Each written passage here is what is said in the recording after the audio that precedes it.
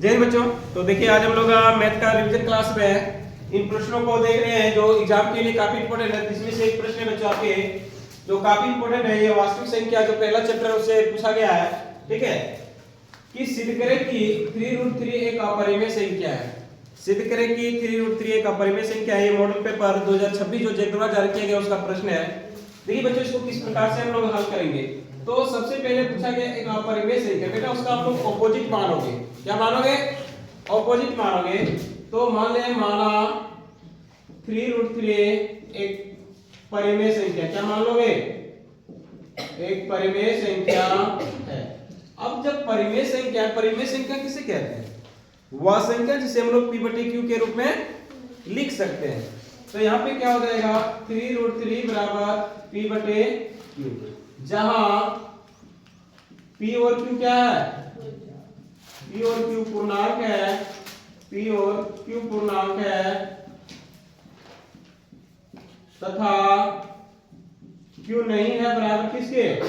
0, यानी q 0 के equal नहीं होनी चाहिए। चलिए आप समझिए बेटा, यहाँ पे इसको हम लोग समीकरण 1 मान लेंगे। क्या मान लेंगे? यहाँ पे 3√3 बराबर p/q है। ये जो 3 आप लोग को गुणा में दिख रहा है, इधर ले जाएंगे तो क्या होगा? भागा में। यहाँ क्या बचा? √3 बराबर p/q। ये 3 गुणा में इधर जाएगा तो क्या होगा? भागा में, यानी कि ये भागा हो जाएगा। अपने से एक दे दीजिए, समझ रहे हो? और बाई क्रॉस कर दीजिए तो p/q इंटू 1/3, तो √3 बराबर p/3q, समीकरण 2। समझ रहे हो? अब इसमें देखिए ये जो है क्या है? अपरिमेय संख्या है और ये क्या है? एक परिमेय संख्या है। अभी कह रहे हैं दोनों आपस में बराबर है। क्या हो सकता है क्या? इतना करने के बाद आप लोग लिखिएगा समीकरण 2 में, समीकरण 2 का बायां पक्ष यानी LHS एक अपरिमेय संख्या। √3 क्या है? एक अपरिमेय है ना, एक अपरिमेय संख्या है। जबकि इसका RHS क्या है? एक परिमेय संख्या है। परिमेय संख्या है जो समीकरण 1 का विरोधाभास प्रकट करता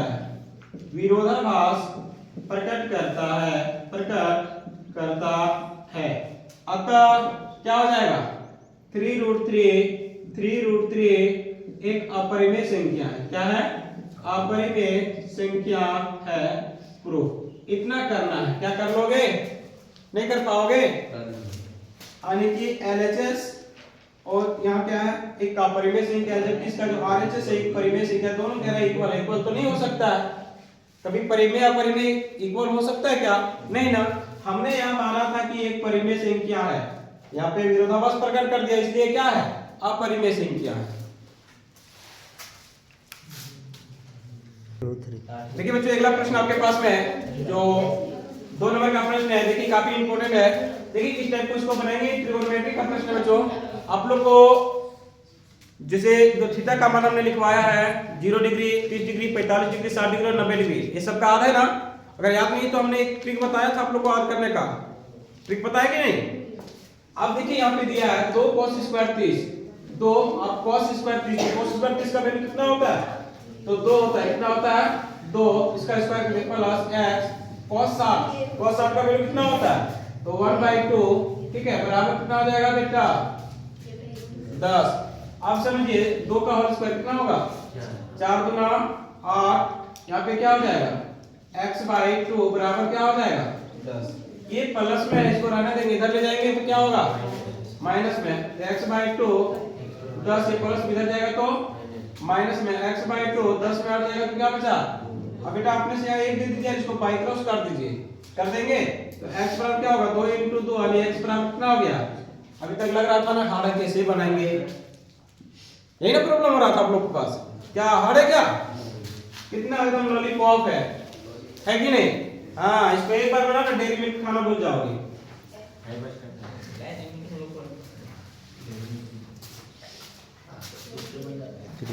देखिए अगला प्रश्न है बच्चों आपके पास में जो प्रायिकता से है। कह रहा है एक थैले में 7 लाल गेंद और 8 काली गेंद है। यानी कितनी गेंद है? तो फुल गेंद कितना होगा बेटा, टोटल लिख लीजिए कि टोटल जो है 7 लाल गेंद है प्लस 8 क्या है, काली गेंद है। यानी टोटल गेंदों की संख्या हम लोग बात करें तो 8 7 कितना हो जाएगा, 15 गेंद है। इनमें से एक गेंद आदिच्छा निकाला जाता है। आदिच्छा का मतलब होता है बिना देखे निकालते हैं, ठीक है।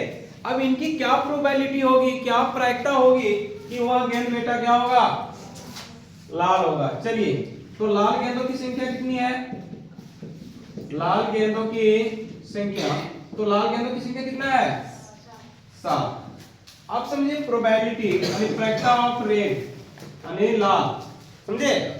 तो क्या होता है, प्रायिकता बराबर क्या होता है, अनुकूल परिणामों की संख्या, क्या होता है, अनुकूल परिणामों की संख्या, परिणामों की संख्या बटे कुल परिणामों की संख्या, कुल परिणामों की संख्या, कुल परिणामों की संख्या। अब समझिए बेटा, अनुकूल परिणाम कितना है, 7, टोटल कितना है, तो हो गया, कोई दिक्कत। अगर दूसरे रूप में आपसे पूछ लिया गया कि काली गेंदों क्या है, यानी प्रायिकता ऑफ काली गेंद यानी ब्लैक, तो काली गेंदों की संख्या कितनी है, 8। तो क्या 8 भी हो गए, टोटल कितना हो जाएगा, 15। बस इतना तो करना है, कर लोगे। इसके बाद इसमें से पूछा जाता है कि एक सिक्के को एक बार उछाला जाता है, कितने बार उछाला जाता है, तो पट आने की प्रायिकता क्या होगी, या तो फिर चित आने की। आप समझिए, अगर बेटा एक सिक्का को अगर एक बार उछाला जाए, कितना बार, एक बार उछाला बार, तो संभावित परिणाम क्या होगा, जो संभावित परिणाम होंगे वो क्या क्या हो सकता है, या तो फिर हेड होंगे या तो फिर टेल होंगे, यानी कि टोटल 2 ही परिणाम होगा ना। आखिर जब सिक्के को हम लोग उछालेंगे तो या तो वो हेड आएंगे या फिर, अब कुछ ऐसे भी तेज तरार लोग होते हैं जो कहते हैं सर बीच में खड़ा हो जाएगा, तब तो उसको चिंता नहीं करना आप लोग, या तो हेड मानिए या फिर टेल मानिए, समझ रहे हो। तो आपसे पूछ लेगा प्रायिकता ऑफ हेड का, तो क्या हो जाएगा, हेड की संख्या कितनी है, 1, टोटल क्या हो जाएगा 1/2। अगर आपसे पूछ लेगा प्रायिकता ऑफ किसका, टेल का, तो इसका भी क्या हो जाएगा 1/2। कोई दिक्कत। एक अगला प्रश्न आपको दिखाते हैं किस प्रकार से पूछा जाता है प्रायिकता में। देखिए यहाँ पूछ लिया जाता है बच्चा कि एक पासे को एक बार उछाला जाता है, तो इनकी क्या प्रायिकता होगी, को संख्या भाज्य होगा, वो संख्या अभाज्य होगा, वह विषम होगा, सम होगा, 2 से बड़ी होगी, 2 से छोटी होगी, ठीक है। स्टेप को एक बार करवा दो। देखिए, एक पासा को एक बार उछालने पर, एक पासे को एक पासा को एक बार उछालने पर, एक बार उछालने पर, एक बार उछालने पर, आप समझिए जब पासा को एक बार उछाला जाता है, इनके संभावित परिणाम क्या क्या मिल सकते हैं हमें, संभावित परिणाम क्या क्या मिल सकते हैं, बोलिए। या तो 1 आएंगे, या फिर बेटा 2 आ सकते हैं, या फिर 3 आ सकते हैं, या फिर 4 आ सकते हैं, 5 आ सकते हैं, या फिर क्या इसके अलावा कुछ आ सकता है क्या। अब अगर आपसे पूछ लिया जाए कि इनकी क्या प्रायिकता होगी कि ये भाज्य संख्या होंगी, क्या होगा, यह भाज्य संख्या होगा। अब बेटा समझिए यहाँ पे भाज्य संख्या कौन कौन है, ये 4 और ये 6, 2 में अधिकतर बच्चे कंफ्यूज होते हैं। तो भाज्य संख्या, भाज्य संख्या किसे कहते हैं, तो जिनका गुणनखंड 2 से अधिक होता है। नहीं कहने का अर्थ है बेटा, जो एक और स्वयं को छोड़कर किसी अन्य संख्या से डिवाइड हो जाती है उनको हम लोग क्या कहते हैं, भाज्य कहते हैं। समझिए यहाँ भाज्य संख्या कितना कितना है, कौन कौन है, 4 और 6, 4 और 6 यानी कि टोटल कितना हो जाएंगे 2। इसलिए प्रायिकता अगर पूछ लिया जाए भाज्य संख्या की, भाज्य का, तो क्या होगा, अनुकूल परिणामों की संख्या बटे कुल परिणामों की संख्या। तो नहीं लिखेंगे उतना, यहाँ 2 बटे टोटल कितना हो जाएगा 6, 2 एकम 2, 2 तिया 1/। चलिए दूसरा लिख देंगे प्रायिकता ऑफ अभाज्य, प्रायिकता ऑफ अभाज्य। तो आप इसको बना लीजिएगा, इसका आपको कमेंट करके बता दीजिए। तीसरा हम बता दे रहे हैं प्रायिकता ऑफ सम संख्या। आप समझिए सम संख्या बेटा कितना है, कौन कौन है सम संख्या, 2, 4 और 6, यानी कि टोटल कितना हो जाएंगे 3, कुल कितना है 6, 3 एका 3, 3 दूना, इसलिए प्रायिकता ऑफ विषम, इसको आप लोग बता लीजिएगा, विषम का बन जाएगा ना। चलिए बताइएगा। अब इसके बाद अगला पूछ लिया जाएगा आपसे कि इसकी क्या प्रायिकता होगी, संख्या 3 से बड़ी होगी, 3 से बड़ी होगी। 3 से बड़ी कौन कौन है? 4, 5 और 6। प्रायिकता ऑफ 3 से बड़ी, 3 से बड़ी तो कितना है टोटल? 3 बटे 6, 3 एका 3, 3 दूना। कोई दिक्कत? आपसे पूछ लिया जाएगा आपको चकमा देने के लिए कि इसकी क्या प्रायिकता होगी? संख्या 2 का गुणज होगा। 2 का गुणज मतलब 2 की पहाड़ा में आने चाहिए। तो 2 का गुणज कौन कौन होगा? 2, 4 और ये 6। इस टाइप का कुछ भी प्रश्न पूछ सकता है एग्जामिनर, तो बना लोगे ना, सिर्फ माइंड में सोचना चाहिए। अब एक टाइप और इससे प्रश्न आप लोगों को पूछ लिया जाता है। देखिए क्या प्रश्न आता है, ठीक है, देखिएगा। प्रश्न इस टाइप का पूछ लिया जाता है बच्चों कि प्रायिकता ऑफ घटना घटने की, ठीक है, बराबर दिया जाता है 0.05, तो प्रायिकता ऑफ घटना नहीं घटने की बराबर 1 बना लोगे। तो हमने आप लोगों को पढ़ा के रखा है कि वी नो दैट, हम जानते हैं क्या? प्रायिकता ऑफ घटना घटने की प्लस प्रायिकता ऑफ घटना नहीं घटने की बराबर क्या होता है? 1। यानी सभी प्रायिकता का जो योग होता है वो किसके बराबर होता है? 1 का। तो प्रायिकता ऑफ घटना घटने की कितना है? नहीं, ये वाला यहाँ पे ये नहीं है, ये है 0.05।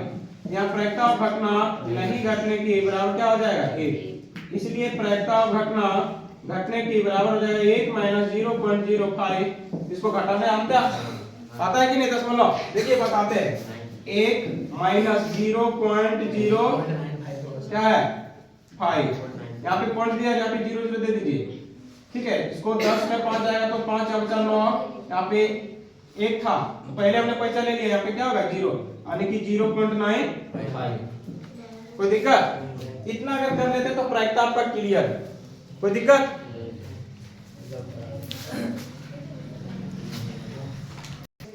देखिए बच्चों, ये जो प्रश्न आपके पास में दिख रहा है, ठीक है, ये आपका सांख्यिकी से है, जो कि 5 मार्क्स का है और काफी इंपॉर्टेंट प्रश्न है। इस प्रश्न को कई बार रिपीट किया गया है, सबसे अधिक बार ये पूछने वाले प्रश्न है, ठीक है। इस प्रश्न को आप लोग अधिक से अधिक प्रैक्टिस कर लीजिए, उम्मीद है हो सकता है पूछ दे। इसमें से एक जो है वो सबसे ज्यादा इसको इंपॉर्टेंट बनाता है कि इसका माध्यक दे दिया गया बेटा 28.5, इसमें से x और y रख दिया गया, समझे। आपसे पूछ लिया गया कि x और y ज्ञात करें। देखिए वर्ग अंतराल दिया हुआ है और इनके बराबरता दी हुई है। तो वर्ग अंतराल क्या है? 0 से 10, 10 से 20, 20 से 30, 30 से 40, 40 से 50 और 50 से 60। यहाँ पे देखिए बराबरता 15, x 30, 25, y 15 और यह टोटल योग कितना दे दिया है? 100। तो अगर आपको माध्यक निकालना है तो माध्यक में आप लोग को पता है कि 3 कॉलम की आवश्यकता पड़ती है।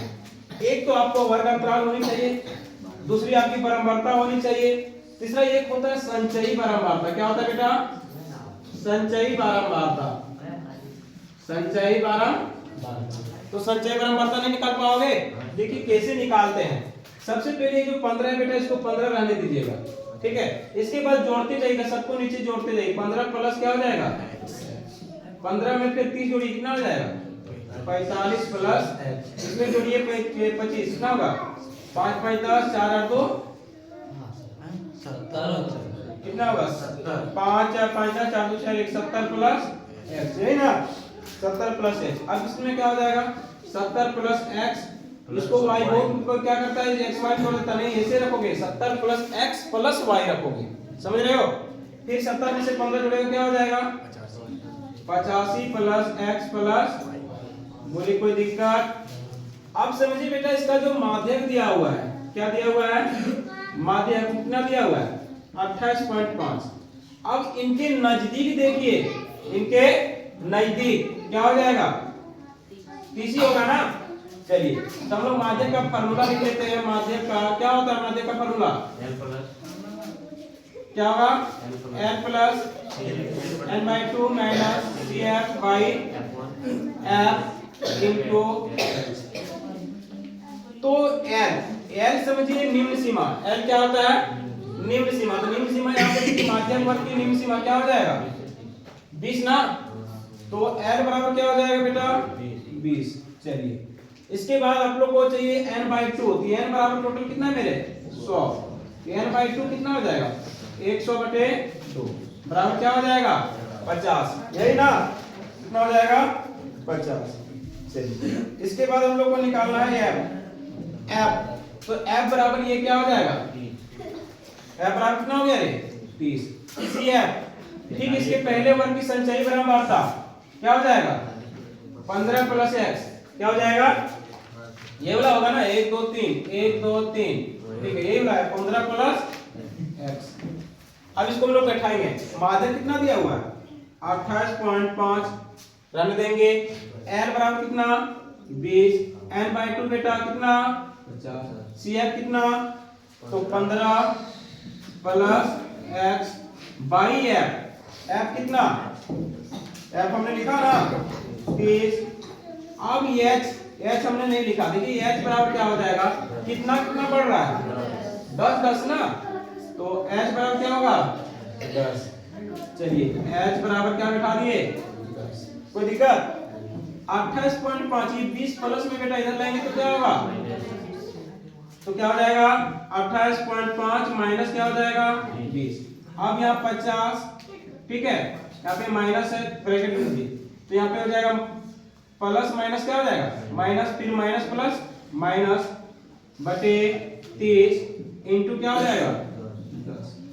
अब 28.5 में से 20 जाएगा क्या बचेगा 8.5, 50 में 15 जाएगा क्या बचेगा 35 माइनस x बटे 30 इंटू क्या हो जाएगा 10। चलिए अगला देख लेते हैं 8.5। अब यहाँ पे क्या हो जाएगा 35 माइनस x, इसको काट सकते हैं 10 का 10 10 दिया 30, यानी क्या हो जाएगा 35 माइनस x बटे क्या हो जाएगा यहाँ पे 3। कोई दिक्कत, अपने से यहाँ पे बाई क्रॉस कर दीजिए, यहाँ पे इसको करोगे 35 माइनस x, इसको 3 से गुना करें 5 या 15 के हाथ बाकी 1 8 या 24 सारे क्या हो जाएगा 25, एक के बाद पॉइंट यहाँ पे दे दीजिए, यानी माइनस x बराबर 25.5 माइनस क्या हो जाएगा 35, यही ना, यहाँ पे हो जाएगा माइनस x, यहाँ पे इसमें घटाइए कितना हो जाएगा 35 में से आपका 25 पॉइंट कितना आ जाएगा, ठीक है, कितना हो जाएगा 9 पॉइंट माइनस 9.5, यानी x बराबर क्या हो जाएगा 9.5, x का वैल्यू कितना आ गया 9.5, ठीक है। अब इसका y का निकालते हैं, x का इतना नहीं है, इससे बताएं दूसरा बेटा। अब x का वैल्यू कितना आ गया हम लोग का 9.5। अब अगेन आप लोग लिखोगे, देखिए क्या है कि 85 प्लस x प्लस y किसके इक्वल है 100 के ना, यहाँ पे हो जाएगा 85 plus x plus y equal to क्या 100 लिख सकते हैं, तो यहाँ रहने देंगे 85 प्लस x का वैल्यू हमने कितना निकाला 9.5 प्लस y इक्वल टू क्या 100। अब इसको जोड़िए 85 यार यहाँ 9 कितना 85 10 95 यानी कि 94.5 प्लस y इक्वल टू क्या हो जाएगा 100, इसलिए y बराबर क्या हो जाएगा 100, ये प्लस में इधर जाएगा तो 94.5, यानी y बराबर कितना हो जाएगा y बराबर हो जाएगा 5.5, क्या हो जाएगा 5.5। अतः x बराबर कितना लाए हम लोग 9.5 और y बराबर कितना 5.5, ये आपका आंसर हो जाएगा x और y का। बहुत से बच्चे ध्यान दीजिएगा, रट लिया है कि इसको यहाँ पे जो है x का वैल्यू 7 आता है और y का वैल्यू शायद 8 या 7 आता है ना, लेकिन बच्चा ध्यान दीजिएगा उसमें एग्जामिनर ने थोड़ा चेंज कर दिया है। यहाँ पे देखिए 15 है, उसमें शायद जो प्रश्न आप लोगों को बुक में दिख रहा होगा वो 5 था, वहां पे यहाँ पे योग जो था आपका 7 था, यहाँ पे कितना है 100 है, समझे। इसलिए आप लोग रखिएगा नहीं, जो क्वेश्चन दिया जाएगा उसके अकॉर्डिंग आप लोग बनाइए।